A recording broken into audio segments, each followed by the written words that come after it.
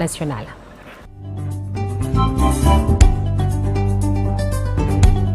L'actualité hors de nos frontières nous mène au Kenya, Chérif, avec des pluies diluviennes qui ont causé la mort de plus de 200 personnes et d'importants dégâts. Selon le dernier bilan des autorités, 228 personnes exactement sont mortes dans des inondations depuis le début de la saison des pluies en mars.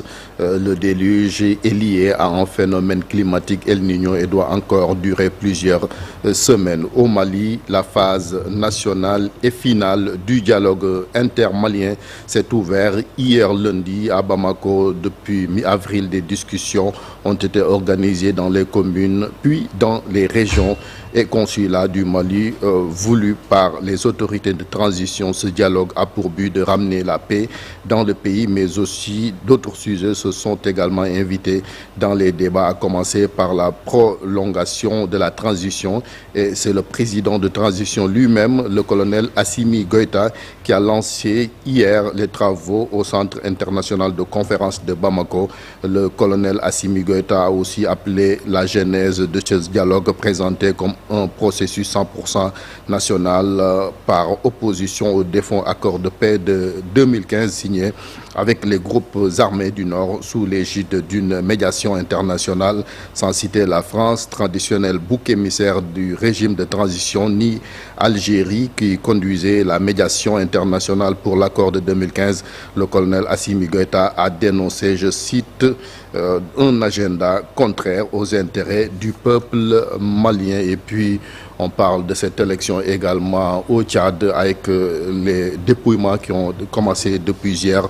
Malheureusement, une personne a été tuée par balle. Au Togo, le président Faure Gnassingbé a promulgué lundi la nouvelle constitution votée le 19 avril par l'Assemblée nationale. Malgré la controverse, le Togo entre dans la 5e République. La nouvelle constitution fait passer le pays donc de la 4e à la 5e République et supprime l'élection présidentielle au suffrage universel direct et fait passer le Togo du régime présidentiel au régime parlementaire.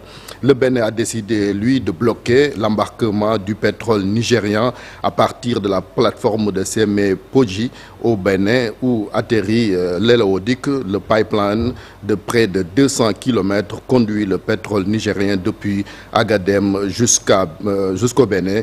Les relations sont tendues entre les deux pays depuis le coup d'État du général Tchani et plus tendues encore lorsque Niamey a maintenu donc ses frontières fermées malgré l'ouverture effective du Bénin. La décision de Cotonou a été prise par les plus hautes autorités hier lundi. Et puis on parle de ce conflit entre Israël et le Hamas qui s'intensifie aujourd'hui. L'armée israélienne a même procédé à d'intenses bombardements à Rafah dans le sud de Gaza quelques heures avant de nouveau pourparlers au Caire. Le ministère des Affaires étrangères du Qatar a annoncé l'envoi dès mardi d'une délégation pour relancer les négociations avec l'espoir de parvenir à un accord pour un cessez-le-feu.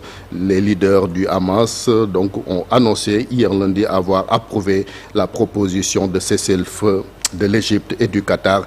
Les détails de la dernière proposition formulée par les médiateurs ne sont pas encore connus, madame. Beaucoup, Chérif Dia. À tout à l'heure pour la version wolof de l'actualité internationale. Afrique comme un souffle nouveau dans l'air. Ce sera le sujet de la chronique du jour signée Abdoulaye Sy.